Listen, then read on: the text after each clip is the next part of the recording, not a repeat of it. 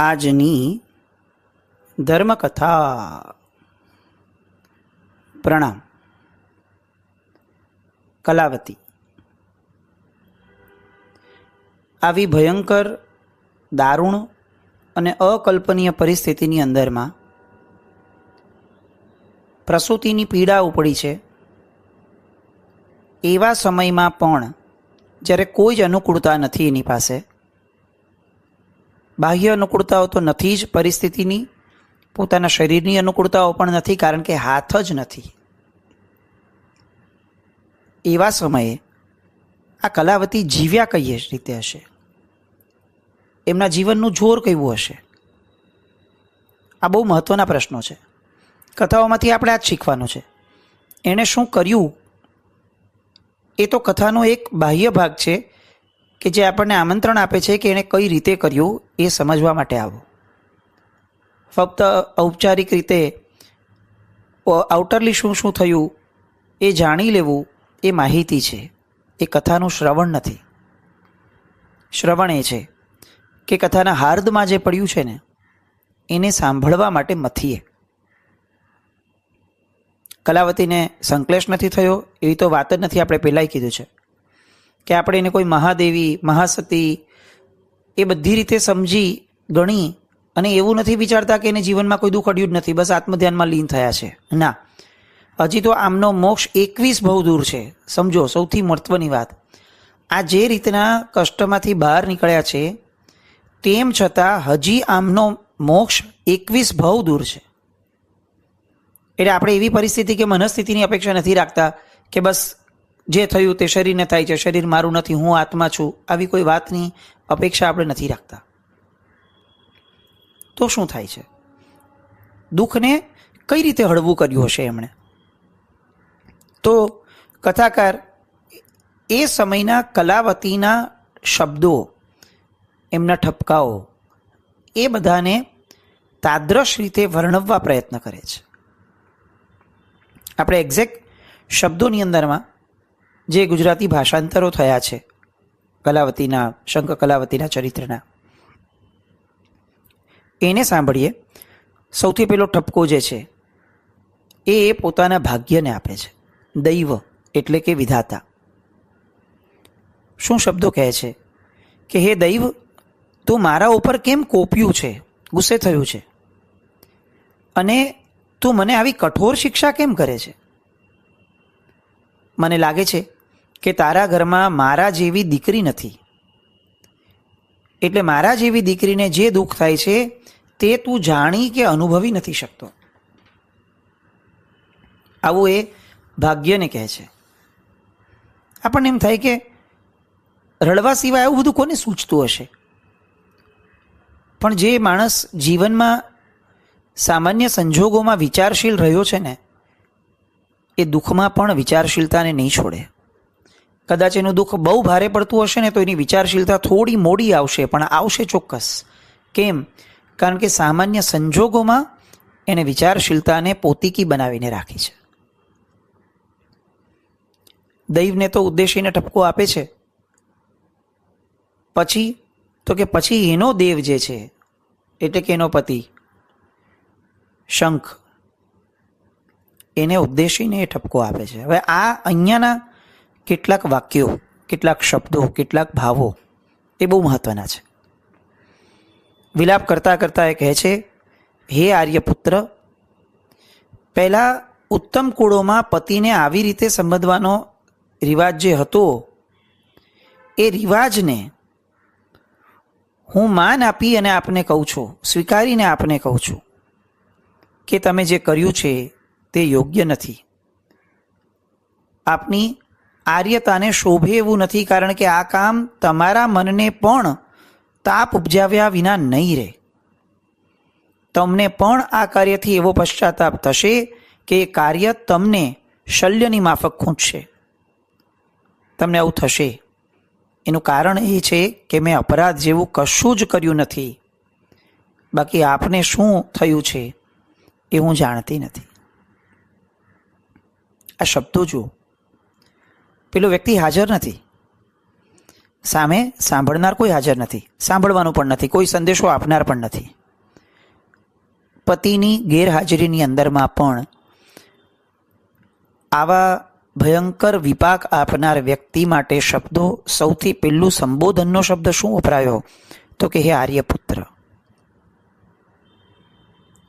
આપણે ગુસ્સામાં આવીએ ને અને બેફામ બોલી જઈએ ને, પછી બીજો કે ન કે, આપણો હંમેશા પક્ષપાત રહ્યો છે કે હા ઠીક છે ને, ગુસ્સામાં તો બોલાઈ જાય. તમે વિચારો, આપણને એક્સ્ટ્રીમ મળેલી નબળી પરિસ્થિતિ અને આપણનો આવેલો ગુસ્સો, અને અત્યારે કલાવતીને મળેલી પરિસ્થિતિ અને એને આવવો જોઈતો ગુસ્સો, આ બેમાં ભેદ કેવડો મોટો લાગે. હવે આવી ભયંકર વિકટ પરિસ્થિતિ અનેક ગણી આપણા કરતાં જેની છે, જો એનો ગુસ્સામાં નીકળેલો શબ્દ પણ હે આર્યપુત્રથી નીચે નથી ઉતરતો, તો પછી આપણે કેટલું વિચારવું રહ્યું. એટલે ગુસ્સાઓ પણ કેટલા ગૌરવભેર થતા. મારવાડની અંદરમાં આજે પણ ગમે તેટલા ઝઘડા થાય, આપથી નીચે નથી ઉતરાતું. અત્યારની જનરેશનનું ખબર નથી, આગળની જનરેશનની અંદરમાં અનેકવાર જોયેલી સાંભળેલી ઘટનાઓ છે કે ગમે તેવું કોઈએ નબળું કર્યું છે, પણ ભાષાની અંદરમાં આપ સિવાય નીચે જ નથી ઉતરાતું.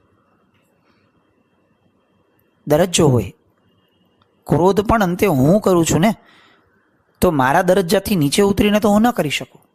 મારામાં કોઈ ભૂત નથી પ્રવેશતું ક્રોધ કરવા સમયે કે હું કહી દઉં કે એ સમયે મારો કંટ્રોલ ન રહ્યો. ભાઈ, કંટ્રોલ તો તિર્યંશનો ન રહે, તું તો મનુષ્ય છે. આવા બહાના આપી તું તારી જાતને ક્યાં સુધી બચાવી શકીશ? અને આ છાવરવાથી નુકસાન તને જ છે, સામાન્ય નથી. સામો તો કદાચ માફ કરી દેશે, જે ઓટો જનરેટેડ કર્મ છે એ તને માફ નહીં કરે. કલાવતીને જ્યારે પોતાના કાંડા કપાયા અને પેલી ચાંડાલ સ્ત્રીઓ જે બોલીને ગઈ ને એના આધાર ઉપર એવું લાગ્યું કે નક્કી મારા પતિને મારા શીલ ઉપર શંકા ગઈ હશે. કોણે શું કીધું હશે એ ખબર નથી, કારણ કે એને નથી ખ્યાલ કે દરવાજાની બહાર ઉભેલા. એટલે એ ચોક્કસપણે કોઈકે એમને કીધું હશે, એનાથી એમને ભ્રમણા બાંધી હશે. મારા શીલ ઉપર મારી ચરિત્ર જે છે એની ધારા ઉપર એમને શંકા ઉપજી હશે. ગજબ લાગે. અને પોતાના કેરેક્ટર ઉપર શંકા કરનાર માણસની સાથે પણ વાત કરતી વખતે એક મિનિમમ બેર લેવલ જાળવી અને વાત કરવી, આ ગજબનું ગજબ લાગે. આપણને ગઈકાલે બહુ જ તકલીફ થઈ હશે. કાંડા કપાઈ ગયા ને એની અરેરાટી આપણા બધાએ બહુ અનુભવી હશે. આવી વિકટ પરિસ્થિતિમાં આ સજા અકારણ, ભૂલ વગર. કારણ કે આપણને લાગણી છે એટલે કોઈનું દુઃખ બહુ અનુભવાતું નથી, બહુ દુઃખને જોઈ શકાતું નથી, એટલે તરત જ આપણને આવી ફીલ આવી હશે કે એની યારે બહુ ખોટું થયું. પણ આવી પરિસ્થિતિમાં એણે જે રીતે શબ્દો વાપર્યા છે પોતાના ક્રોધને વ્યક્ત કરવા માટે, એ સાંભળીને એનાથી ઇન્સ્પાયર થવું કે એમાં લાગણીઓ કે સંવેદના ભેળવવી, એ આપણે શીખવાનું બાકી છે. જે ઇન્ટેન્સિટીથી કલાવતી આપણને દુઃખી લાગી છે એ જ ઇન્ટેન્સિટીથી કલાવતી આપણને ગુણિયલ લાગે છે. જો દુઃખી લાગે ને તો કેટલીક ક્ષણની અંદરમાં આપણને એના પ્રત્યે સહાનુભૂતિ ઊભી કરી લઈએ અને વાત પૂરી થઈ જાય. પણ જો ગુણિયલ લાગે ને તો આપણને પણ ગુણ કેળવવાની ઈચ્છા થાય અને આપણે આપણા પ્રસંગોની અંદરમાં આવા ગુણ કઈ રીતે કેળવી શકાય એવો પુરુષાર્થ શરૂ કરીએ. એવું થતું નથી. એટલે આપણે એવું સમજી શકીએ છીએ કે આપણને કોઈના દુઃખે દુઃખી થતા આવડે છે, પણ કોઈના ગુણે ગુણી થતા નથી આવડતું. આ બેને તો ઠપકા આપ્યા. હવે પોતાના પિતાને ઉદ્દેશીને કહે છે કે હે તાત, હે માતા, હે ભ્રાતા, હું તો આપને પ્રાણ સમી પ્રિય હતી, છતાં અત્યારે જ્યારે હું વિપત્તિમાં મરી રહી છું ત્યારે આપ કેમ મારું આ વિપત્તિમાંથી રક્ષણ નથી કરતા? કહો તો ખરા કે અશરણ બની ગયેલી અને વ્યથાથી પીડાયેલી એવી હું હવે શું કરું આવો આક્રંદ, આવો વિલાપ એ પોતાના માતા પિતાને યાદ કરીને કરે છે. કેમ અત્યારે માતા પિતા યાદ આવ્યા? કારણ કે એને સ્વીકાર્યું છે કે હવે મારો પતિ એ મારું શરણ નહીં બને, સ્થૂળથી પણ નહીં અને સૂક્ષ્મથી પણ નહીં. કારણ કે એને મનથી જ મને ત્યજી હોય તો જ આવું હિચકારું કૃત્ય કરી શકે. તો સામે અગર કોઈ નથી તો પણ જેને મારા પ્રત્યે મનમાં પણ સદભાવ નથી એ મને શરણભૂત અત્યારે નહીં બને. એટલે એને તરત યાદ આવ્યા માતા પિતા. અને આ માતા પિતા પ્રત્યે પણ જ્યારે એને સંબોધન કર્યું એ પછી એને ખ્યાલ આવ્યો કે શરણ તો આ લોકોય નહીં બને. કારણ કે ન સૂક્ષ્મથી સ્થૂળથી એ લોકો મારી સામે છે, ન સૂક્ષ્મથી એલા શક્તિવંત એ લોકો છે.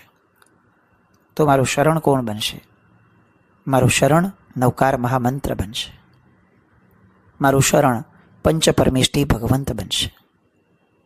આપણને એવું લાગે કે આ બધા લોકો બહુ ધર્મ પામેલા હતા ને એટલે સીધો ધર્મ સડસડાટ આવી ગયો હશે. ના, ફેસ તો આપણા જેવા જ હતા.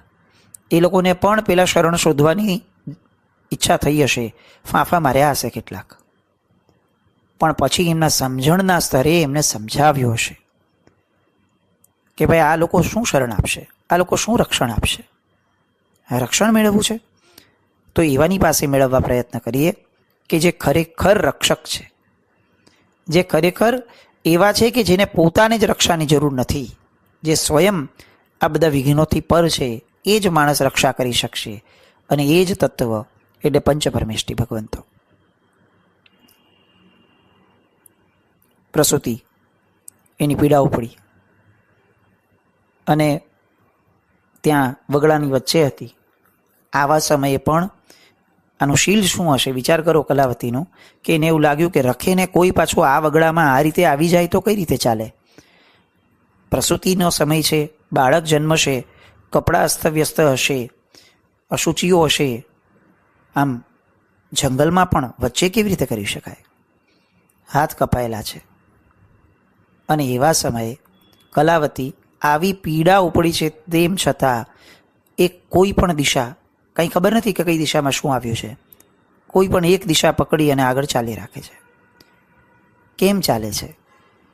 અહીંયા કદાચ રખીને કોઈ આવી જાય અને હું આવી દશામાં હોઉં તો મારા શીલનું શું થાય? આમ આપણને સાષ્ટાંગ દંડવત પ્રણામ કરીને પગે લાગવાનું મન થાય કે આ ખરેખર આર્ય સ્ત્રી છે. આવી આર્ય સ્ત્રી હોય તો અમે લોકો અનાર્ય જ છીએ. જેને આવી અટવીમાં, આવી પીડામાં, આવા વિયોગવાળી પરિસ્થિતિમાં પણ પોતાનું શીલ એ રીતે યાદ આવે છે કે હું અહીંયા કરું અને કોઈ મને જુએ તો. એવી આર્ય સ્ત્રી ક્યાં? અને રસ્તાની વચ્ચે પોતાના અંગોપાંગ પ્રત્યે લોકોની દ્રષ્ટિ જાય એવા આશયથી ગમે તેવા કપડાં પહેરી અને નીકળતી આર્ય સ્ત્રી ક્યાં? જેને જંગલમાં પણ પોતાનું ચરિત્ર, કેરેક્ટર યાદ આવે છે અને જેને રસ્તાની વચ્ચે પણ પોતાનું કેરેક્ટર યાદ નથી આવતું. આ બેવને કઈ રીતે આર્ય કહી શકાય? યા તો કોઈ એક આર્ય છે ને અનાર્ય છે, આજ સમજવું ને સ્વીકારવું પડે. આર્ય સન્નારીઓની અંદરની દશા કેવી પવિત્ર હશે, કેવી! આગળ નીકળી રાખે છે. હવે તો કે હવે એક પણ ક્ષણ પીડા સહન થાય એમ નથી. ક્યાં પહોંચી છે જુએ છે, ખ્યાલ આવે છે કે નદીનો તટ છે, સિંધુ નદીનો તટ છે. તો નદીના તટ ઉપર કરવું તો કે નહીં, તો બાજુમાં કેટલાક જાડી ઝાખરાઓ હતા. બસ ત્યાં જ સુધી ફક્ત પહોંચવાની મહેનત એને હજી કરી. પોતાના શરીરને, પોતાના મનને હજી એણે બળ આપ્યું કે નહીં, અહીંયા તો ન જ થાય, ખુલ્લામાં કઈ રીતે થાય. એટલે હજી પોતે ઢસડાઈ અને જાડી ઝાખરા તરફ ગઈ. હું તમને ખરેખર કહું, કલાવતી પ્રત્યે જે અહોભાવ થવો જોઈએ ને એ ચોક્કસપણે આવી પરિસ્થિતિમાં પણ એને પોતાના મનને ટકાવીને રાખ્યું, એ માટે તો ચોક્કસ થાય. પણ આવી પરિસ્થિતિમાં પણ એને પોતાના શીલનો વિચાર કર્યો. એની માટે એને કરોડ નહીં, અબજ ધન્યવાદ આપવા જોઈએ. અને ફક્ત ધન્યવાદ આપીએ એવું નહીં, આપણા દીકરાઓને આ પ્રસંગ સંભળાવવો જોઈએ કે તમે જેમના વારસામાં જન્મ્યા છો એ બધા આપણા પૂર્વજો એ આવા હતા. જંગલના કોઈ ખૂણામાં જ્યાં હિંસક પશુઓ પણ નથી આવતા એવી સ્થિતિઓમાં પણ એને પોતાનું શીલ યાદ આવે છે. કલાવતી જાડી ઝાખરામાં પડે છે અને ત્યાં અત્યંત પીડાજનક રીતે કોઈ પણ પ્રકારે ઈશ્વર છે, કુદરત છે, પેલા બાળકનું ભાગ્ય છે, સરસ મજાના સ્વપ્ન સાથે સૂચિત થયેલું બાળક છે, પુણ્યશાળી કેમ ન હોય?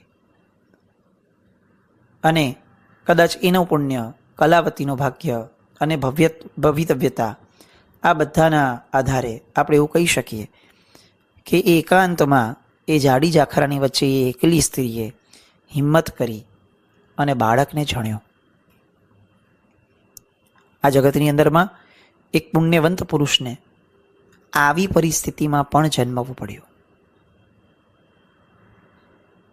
બાળક તો આવ્યું, પોતે પોતાના બાળકને જુએ છે, જરાક પણ આ કળ વળી એટલે, અને પોતાના પુત્રને ઉદ્દેશીને કહે છે, હે પુત્ર, તારો જન્મ સફળ થાઓ, તું દીર્ઘાયુ અને સુખી થા. એવી અભાગણ છું કે આ સિવાયનું બીજું તારું કોઈ પણ પ્રકારનું વધામણું કરી શકું એમ નથી. શબ્દો જો, હે ભગવાન, ક્યાંથી જન્મ્યો, કેવા કર્મ લઈને આવ્યો છે, કેટલું બધું આવી શકત આપણે હોત તો. વાણી છે ને એક પ્રકારની શક્તિ છે. આપણે જ્યાં સુધી એની કિંમત નહીં સમજીએ ને ત્યાં સુધી વ્યર્થની ઢગલાબંધ ચેષ્ટાઓ આપણા દ્વારા થશે. મારા દ્વારા બોલાયેલો શબ્દ પણ કુદરત ઝીલે છે, મારા દ્વારા વિચારાયેલો એક શબ્દ પણ કુદરત ઝીલે છે. આવો વિશ્વાસ જ્યાં સુધી આપણને નથી થતો ને ત્યાં સુધી બેફામ વાણી વિલાસો, બેફામ વિકલ્પોને, ચિંતનો, વિચારોના વમળો, આ બધામાં આપણે ઉલઝાયા કરશું. આ શ્રદ્ધા કરવી પડશે. આ બધા ચરિત્રો સાંભળીને આ જ્યારે કથાનક આવશે ને એની એક સીમાએ કે ભાઈ કલાવતીને આવું કેમ ભોગવવું પડ્યું, ત્યારે આપણને ખ્યાલ આવશે કે બોલાયેલું એક પણ શબ્દ વ્યર્થ નથી, ચિંતન કરાયેલું એક શબ્દ પણ વ્યર્થ નથી. આપણે ગઈ કથામાં, રત્નપાળની કથામાં જોયું હતું કે એના પિતાએ ફક્ત એટલું વિચાર્યું હતું કે આના કરતાં તો મારા ઘરે દીકરો ન જન્મ્યો તો સારું હતું, અને બીજા ભવની અંદરમાં એને વર્ષો સુધી રાહ જોવી પડી દીકરો થાય એની માટે, અને પીડા સહન કરવી પડી. એક શબ્દ, એક વિચાર. અહીંયા આને શબ્દની કિંમત કેટલી હશે કે એક પણ નબળો શબ્દ, એક વેણ પણ નબળું નથી નીકળતું, અને દીકરાનો જન્મ થતાં એને આવા આશીર્વચન અપાય છે કે હે પુત્ર, તારો જન્મ સફળ થાવ, તું દીર્ઘાયુ થા અને તું સુખી થા. ગજબના. ખરેખર એવું લાગે કે આ બધા ચરિત્રોને વારંવાર સાંભળીને આપણા મનને કહેવું જોઈએ કે દોસ્ત, તું બધું મૂકી દે, આવા બન, બસ આવું મન ઊભું કર ને આવા શબ્દો ઊભા કર જીવનમાં.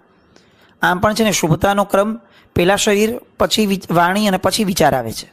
સીધે સીધું મન નહીં સુધરે, પેલા વાણી સુધારવી પડશે, ને સીધે સીધી વાણી નહીં સુધરે, પેલા વર્તન સુધારવું પડશે. બગાડાનો ક્રમ, પેલું મન બગડે, પછી એના કારણે વાણી બગડે, અને એના કારણે વર્તન બગડે. પણ સુધારાનો ક્રમ રિવર્સ છે. અહીંયા કલાવતી હજી તો મનમાં વિચારે છે કે આ રાજનગરમાં જન્મ્યો હોત, રાજા હોત તો શું થાત, કેટલો મહોત્સવ કરત, કેટલી બધી લોકોની અંદરમાં ઉલ્લાસ અને મહોત્સવની ધારા હોત, શું લોકો આમ લઈ લઈને ઉછળ્યા હોત આ બાળકને, અને કેવો આનો ઠાઠ હોત. હજી તો આવું બધું એ વિચારે છે, એટલા માત્રમાં એ બાળક ખસવાનો શરૂ થાય છે. શુભ સ્વપ્નથી આવેલો છે અને ક્ષત્રિય છે. જન્મતા જ ક્યાંક ને ક્યાંક કેટલુંક બળ તો રહેવાનું. પુણ્યવંત છે બાળક. નાનું નાનું ખસવાનું શરૂ કરે છે. કલાવતી જુએ છે, આ તો નદીની તરફ ખસી રહ્યો છે, અને નદીના કાંઠા તરફ વહી જશે. મારા તો હાથ નથી, હું કઈ રીતે એને રોકું, અને એને અવાજ આપીને શું કરું? બાળક છે, તાજું જન્મેલું બાળક છે, શું સમજવાનું?